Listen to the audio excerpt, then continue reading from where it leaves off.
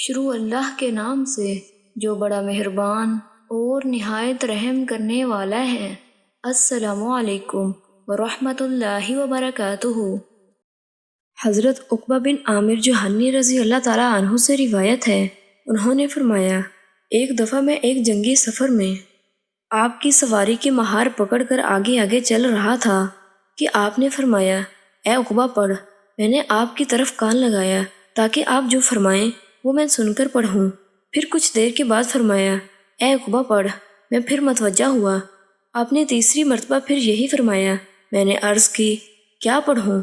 آپ نے فرمایا، سورہ قل ھو اللہ احد۔ پھر آپ نے آخر تک سورت پڑھی۔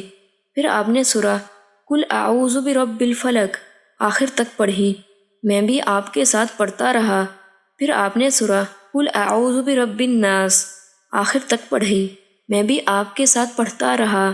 پھر آپ صلی اللہ علیہ وآلہ وسلم نے فرمایا، کسی شخص نے ان جیسے صورتوں یا کلام کے ساتھ اللہ تعالیٰ کی پناہ حاصل نہیں کی۔ اللہ تعالیٰ سے دعا ہے کہ اللہ تعالیٰ ہمیں ان صورتوں کو زیادہ سے زیادہ پڑھنے کی توفیق عطا فرمائے، آمین۔